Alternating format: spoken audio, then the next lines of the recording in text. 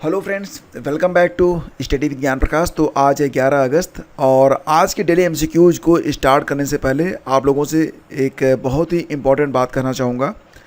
देखो फ्रेंड्स, ये जो डेली एमसीक्यूज की सीरीज चलती है इस चैनल पर, इसमें हम डेली करंट अफेयर को ही करते हैं डिस्कस, लेकिन अब से आपको एक नया बदलाव देखने को मिलेगा और वो बदलाव ये रहेगा कि हाल ही में जो परीक्षाएँ हुई हैं उसमें जो महत्वपूर्ण करंट अफेयर और स्टडी जीके के प्रश्न पूछे जाते हैं उनको भी अब से इस सीरीज़ में शामिल किया जाएगा। और इसकी एक नई टाइमिंग भी रहेगी। प्रतिदिन सुबह 4 बजे ही ये वीडियो अपलोड कर दिया जाएगा, जिसे आप अपनी सुविधा अनुसार चाहे जब चाहें देख सकते हैं, लेकिन सुबह 4 बजे से ये वीडियो उपलब्ध रहेगा। अब 4 बजे क्यों? क्योंकि फ्रेंड्स, जैसा कि आप लोग जानते हैं कि आपका जो दैनिक रोजगार समाचार वाला सेशन है ये 6 से 7 बजे के बीच में आता है। तो अगर हम इसकी टाइमिंग 6 से 7 के बीच में रखते हैं या उसके बाद रखते हैं तो बहुत सारे लोग जो केवल करंट अफेयर देखना चाहते हैं उनको वीडियोस टाइम पर नहीं मिल पाते हैं। तो इसलिए मॉर्निंग में 4 बजे आपको करंट अफेयर मिलेगा और 6 से 7 के बीच में आपका जो दैनिक रोजगार समाचार वाला सेशन होता है वो रहेगा। दोपहर में आपको लगभग 1 बजे के आसपास एक जीके का वीडियो मिलेगा, जिसमें हम वर्तमान समय में भारतीय इतिहास के अंतर्गत भारत का आधुनिक इतिहास पढ़ रहे हैं, जिसका पार्ट 1 अपलोड हो चुका है। और इसी प्रकार से जो चौथा वीडियो होगा वो आपको रात्रि 7 से 8 के बीच में उपलब्ध करवाया जाएगा। तो ये एक नया टाइम टेबल है और इसके मुताबिक आप चैनल पर विजिट कर सकते हैं। और कई बार ऐसा भी होता है ना कि चैनल पर आप आते हैं तो वीडियो आपको नहीं मिलता है, कई बार आपको नोटिफिकेशन नहीं मिलता है। तो इसके लिए आप लोग जो टेलीग्राम चैनल है उसको ज्वाइन कर लें। टेलीग्राम चैनल पर आपको सारे वीडियोज़, उनका लिंक और जो इम्पॉर्टेंट इन्फॉर्मेशन होगी वो शेयर कर दी जाएगी। तो चलिए शुरू करते हैं आज का लेक्चर। पहला क्वेश्चन है, हाल ही में भारत छोड़ो आंदोलन दिवस कब मनाया गया? जैसा कि फ्रेंड्स आप लोग जानते हैं कि भारत छोड़ो आंदोलन शुरू किया गया था 1942 में। महात्मा गांधी जी इसके अगुआ थे, लीडर थे, और उन्होंने 8 अगस्त के दिन इस आंदोलन को स्टार्ट किया था। तो हाल ही में 8 अगस्त को मनाया गया है भारत छोड़ो आंदोलन दिवस, यानी कि इस क्वेश्चन का ऑप्शन ए आपका बिल्कुल करेक्ट है। और इस दिवस को अगस्त क्रांति दिवस के रूप में भी मनाया जाता है। अगला क्वेश्चन है, हाल ही में भारतीय सेना ने कहाँ पर पर्वत प्रहार अभ्यास का आयोजन किया है?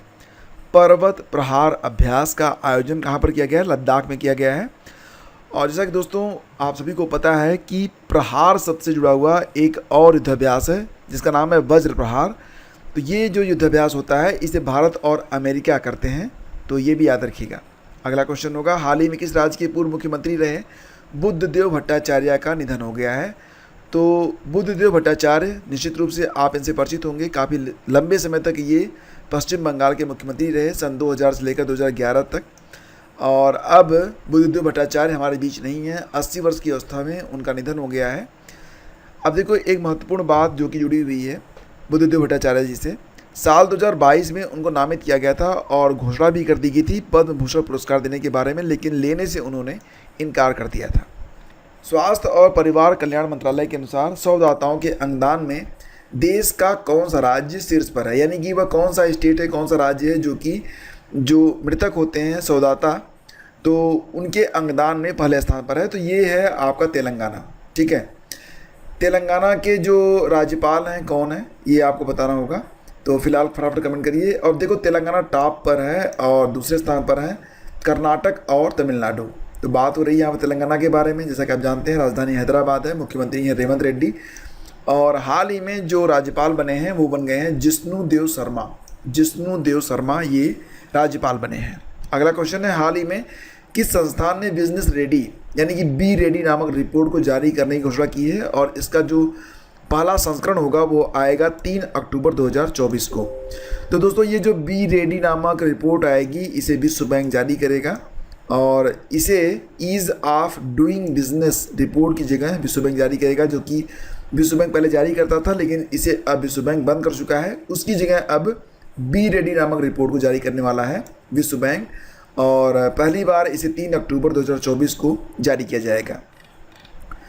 देखो फ्रेंड्स, आप लोग किसी भी प्रतियोगी परीक्षा की तैयारी कर रहे हों, current affair is most important topic और इससे प्रश्न हर एग्ज़ाम में बनते हैं। तो इस चैनल पर आपको हर महीने की PDF प्रोवाइड करवाई जाती है और PDF का लिंक वीडियो के डिस्क्रिप्शन में है, तो आप लोग जाकर इसको डाउनलोड कर सकते हैं और आराम से अपनी पूरी स्टडी घर बैठे कर सकते हैं। इस पीडीएफ का प्रिंट आउट भी आसानी से लिया जा सकता है, मात्र इसमें ज़्यादा पेज नहीं होते, 22 से 25 पेज होते हैं। तो बस 10 से 12 पन्नों में आपको पूरे महीने का जिस्ट मिल जाता है और इससे बेहतर स्टडी मटेरियल आपको मार्केट में करंट अफेयर के लिए नहीं मिलेगा। चलिए आगे बढ़ते हैं। हाल ही में सेबी ने किसे एमसीएक्स के एमडी सीईओ के रूप में मंजूरी दी है? तो सेबी ने फ्रेंड्स एमसीएक्स के एमडी और सीईओ के रूप में मंजूरी दी है। किसको?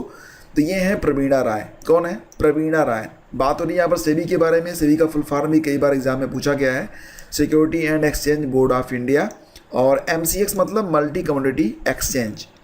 हाल ही में किस राज्य सरकार ने 5 लाख रोजगार के अवसर पैदा करने के लिए लॉजिस्टिक नीति को मंजूरी दी है? तो फ्रेंड्स ये है आपका महाराष्ट्र। महाराष्ट्र के जो चीफ मिनिस्टर हैं एकनाथ शिंदे हैं और हाल ही में राज्यपाल नए बन गए हैं जिनका नाम है सीपी राधाकृष्णन। इन्होंने किसका स्थान लिया है? रमेश बैस का स्थान लिया है। हाल ही में किस आईआईटी ने वास्तविक समय में लोकेशन ट्रैकिंग के लिए ई जूते बनाए हैं? इलेक्ट्रॉनिक जूते तो बनाए हैं आईआईटी इंदौर ने। और किस एयरपोर्ट पर पंजाब सहायता केंद्र खोला गया है? तो दोस्तों अगर आप दिल्ली जाते हैं तो वहाँ पर जो पंजाब के रहने वाले हैं उनकी विशेष हेल्प करने के लिए पंजाब राज्य ने आईजीआई यानी कि Indira Gandhi international airport, Delhi airport जिसे आप कहते हैं, उस पर एक पंजाब सहायता केंद्र खोला गया है पंजाब राज्य के द्वारा। हाल ही में किस राज्य सरकार ने भारत के तीसरे सबसे बड़े बाघ अभयारण्य को मंजूरी दे दी है? तो भारत का तीसरा सबसे बड़ा बाघ अभयारण्य ये बनेगा कहाँ पर? छत्तीसगढ़ में। और इसी के साथ छत्तीसगढ़ में अब कुल 4 बाघ अभयारण्य हो जाएंगे। गुरु घासीदास तमोर पिंगला छत्तीसगढ़ का चौथा टाइगर रिजर्व बनेगा। ध्यान दीजिएगा, गुरु घासीदास और तमोर पिंगला जो अभयारण्य था इन दोनों को अब मर्ज कर दिया गया है। मुख्यमंत्री विष्णुदेव साय की अध्यक्षता में कैबिनेट की बैठक में यह निर्णय लिया गया है, यह फैसला किया गया है। छत्तीसगढ़ के गुरु घासीदास और तमोर पिंगला टाइगर रिजर्व को मर्ज करके एक नया टाइगर रिजर्व क्रिएट किया गया है। ठीक है। सशस्त्र बल चिकित्सा सेवा के महानिदेशक बन गए हैं कौन? तो फ्रेंड्स ये हैं लेफ्टिनेंट जनरल अनुपम कपूर, जो कि सशस्त्र बल चिकित्सा सेवा के महानिदेशक बने हैं। सशस्त्र बल चिकित्सा सेवा के डीजी महानिदेशक बने हैं लेफ्टिनेंट जनरल अनुपम कपूर। हाल ही में आईओए यानी कि इंडियन ओलंपिक एसोसिएशन ने पेरिस ओलंपिक के समापन समारोह के लिए किन 2 खिलाड़ियों को चुना है? तो ये आप मनु भाकर को पहचान रहे होंगे और ये हैं पिया श्रीजेश जी। तो दोनों लोग पिया श्रीजेश और मनु भाकर जो हैं वो पेरिस ओलंपिक के समापन समारोह में प्रतिभाग करेंगे। अब बात हो रही है आईओ के बारे में। स्थापना की हुई थी 1927 में, हेडक्वार्टर नई दिल्ली में है। वर्तमान में प्रेसिडेंट कौन है? अध्यक्ष? जी हाँ, पीटी ऊषा हैं। और हाल ही में किस देश ने अंतर्राष्ट्रीय शिक्षा सम्मेलन का आयोजन किया है? तो दोस्तों अंतर्राष्ट्रीय शिक्षा सम्मेलन का जो आयोजन है न्यूजीलैंड में किया गया है और इसमें भारत की ओर से राष्ट्रपति द्रौपदी मुर्मू जी ने संबोधित किया है। न्यूजीलैंड की राजधानी है वेलिंगटन। पीएम कौन है? क्रिस्टोफर लक्सन है। हाल ही में सुंग दाओ का निधन हो गया है। तो सुंग दाओ क्यों चर्चा में है? क्योंकि ये एक तो नोबेल पुरस्कार भी जीता थे, फिजिसिस्ट थे, भौतिक विज्ञानी थे और हाल ही में इनका 97 वर्ष की आयु में निधन हो गया है। तो चीनी अमेरिकी भौतिक विज्ञानी सुंग दाओ ली, जो कि 1957 में नोबेल पुरस्कार प्राप्त करने वाले दूसरे सबसे कम उम्र के वैज्ञानिक थे, उनका 4 अगस्त को 97 वर्ष की अवस्था में सैन फ्रांसिस्को में उनके घर पर निधन हो गया है। और हाल ही में पुडुचेरी के जो नए उपराज्यपाल बने हैं उनका नाम पूछ रहे हैं। तो दोस्तों ये हैं के कैलाशनाथन, जो कि पुडुचेरी के नए उपराज्यपाल बने हैं। और इसी के साथ आपके लिए आज का प्रश्न होगा, हाल ही में किसे बांग्लादेश की अंतरिम सरकार का प्रमुख नियुक्त किया गया है? तो इसका उत्तर आपको फटाफट कमेंट बॉक्स में लिख देना है। डेली करंट अफेयर करने के लिए आप लोग हमारा जो टेलीग्राम चैनल है उसको ज्वाइन कर लीजिएगा, लिंक इसका वीडियो के डिस्क्रिप्शन में है। आपको करंट अफेयर के बारे में सारी जानकारी और कुछ यहाँ पर प्रोवाइड करवाई जाती है बिल्कुल फ्री। Thank you.